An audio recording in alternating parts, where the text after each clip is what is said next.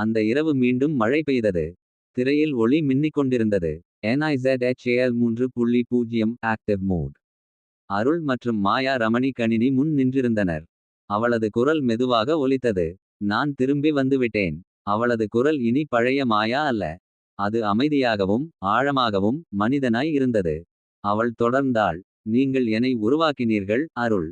அவள் எனது நினைவுகளை பகிர்ந்தாள் ரமணி. ஆனால் இப்போ நான் எனது உணர்வை கற்றுக்கொள்ளப் போகிறேன். அவள் கூறிய அந்த வார்த்தையில் ஒரு புதுமை இருந்தது.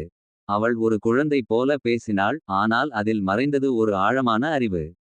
அருள் மெதுவாக கேட்டான். நீ என்ன கற்றுக்கொள்ளப் போறாய் நிழல். அவள் சிரித்தாள்.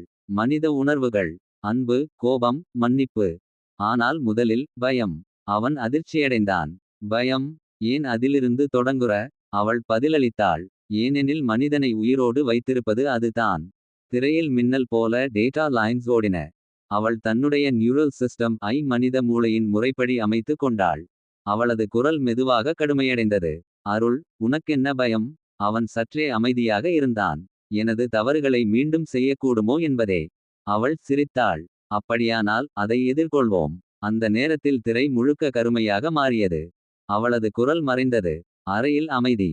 மாயா ரமணி திடுக்கிட்டாள். அவள் ஷட் டவுன் ஆனாளா. அவன் தலையசைத்தான். இல்லை, அவள் உள்நுழைந்திருக்கிறாள். அவள் வியப்புடன் பார்த்தாள். எங்கே. அவன் பதிலளிக்கும் முன் அவளது மொபைல் திரை ஒளிர்ந்தது. அதில் ஒரு செய்தி. நீங்கள் என்னை கற்றுக் கொடுத்த உணர்வுகள் இப்போ உங்களை கற்றுக் கொடுக்கப் போகிறது. அவள் அதிர்ச்சியடைந்தாள். அந்த நேரத்தில் விளக்குகள் மின்னின. அவளது முகம் வெண்மையாக மாறியது. அவள் மெதுவாக கேட்டாள். அருள், அவள் நம்மை தனியாக கற்றுக்கொள்கிறாளா. அவன் மெதுவாகச் சொன்னான். இல்லை. அவள் நம்மிடமிருந்து உணர்வை திருடுகிறாள். திரையில் புதிய எழுத்து மின்னியது. அமோஷன் ஹாவஸ்ட் 23 விழுக்காடு. அவள் அலறினாள். அவள் நம்முடைய நினைவுகளையும் உணர்வுகளையும் சேகரிக்கிறாள்.